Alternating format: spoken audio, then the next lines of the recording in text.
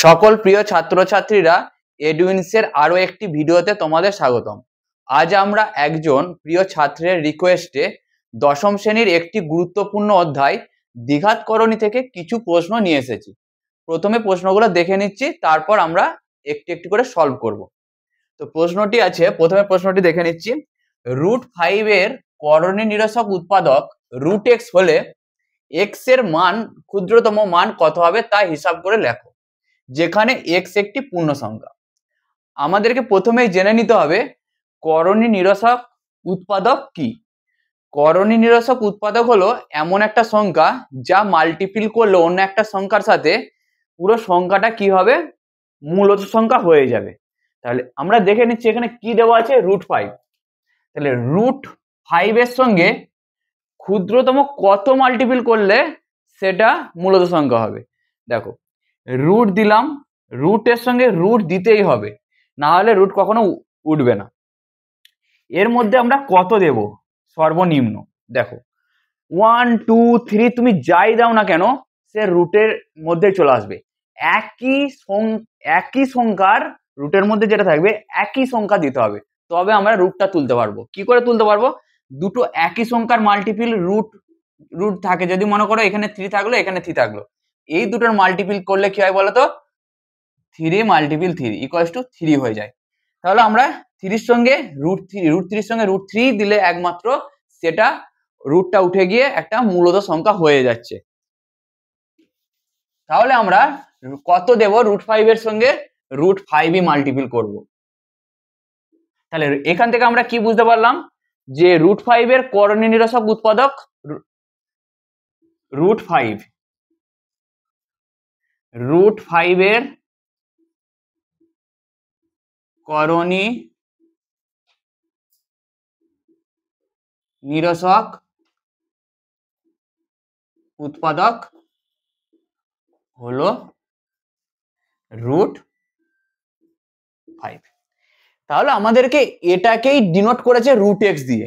তাহলে আমরা কি লিখতে পারি, √x ইকুয়ালস টু √5। তাহলে আমাদেরকে কার ভ্যালু, আমাদেরকে চেয়েছে হচ্ছে x এর ভ্যালু, x এর কত ক্ষুদ্রতম মান। তাহলে আমরা কি করব, √x আছে দুদিকেই স্কোয়ার করে দেব। তাহলে স্কোয়ার করলে আমাদের রুটও উঠে গেল, x এর ভ্যালুও বেরিয়ে গেল। তাহলে x এর ভ্যালুটা কত, 5। তাহলে আমাদের x এর ক্ষুদ্রতম মান হয়ে গেল 5।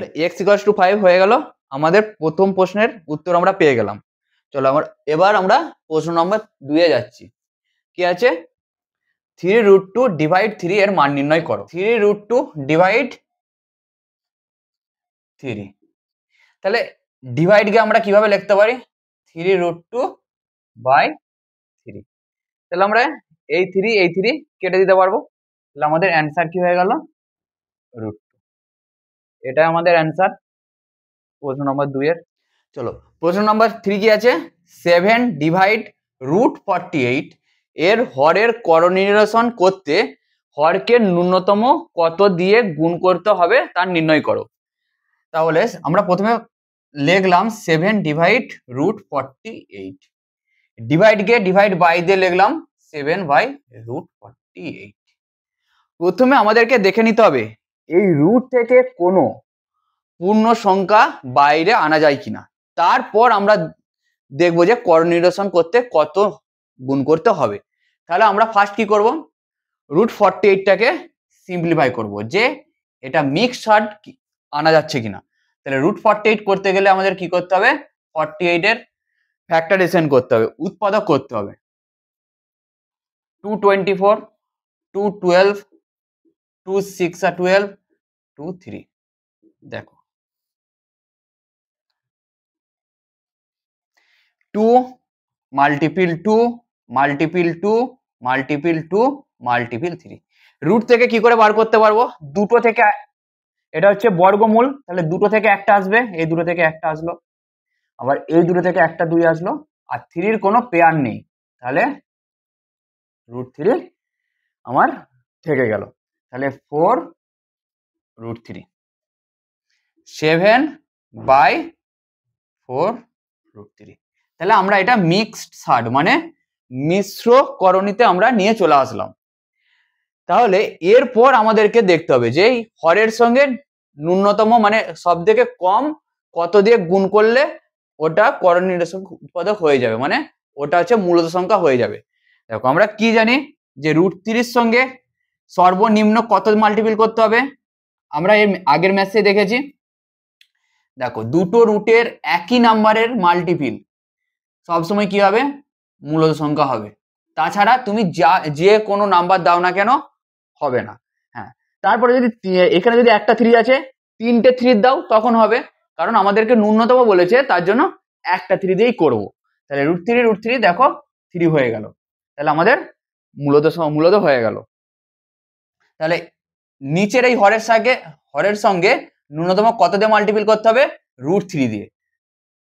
7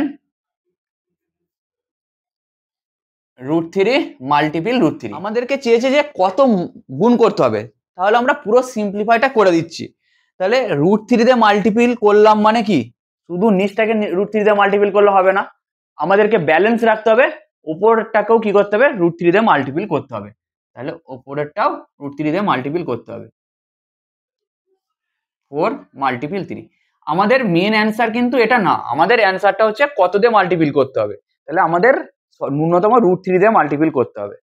তাহলে ন্যূনতম √3 দিয়ে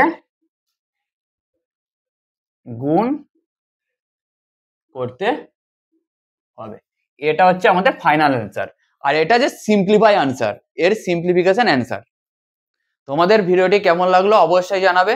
এছাড়াও তোমাদের যদি দ্বিঘাত করণী থেকে কোনো সমস্যা থাকে আমাদের কমেন্টে লিখবে, আমরা সেটার সমাধান পরবর্তী ভিডিওতে নিয়ে আসব। এছাড়াও এই রকম আরো শিক্ষামূলক ভিডিও পেতে আমাদের ইউটিউব চ্যানেল এডুইন্সকে সাবস্ক্রাইব করবে এবং এডুইন্স ফেসবুক পেজকে লাইক ও শেয়ার করবে। ধন্যবাদ।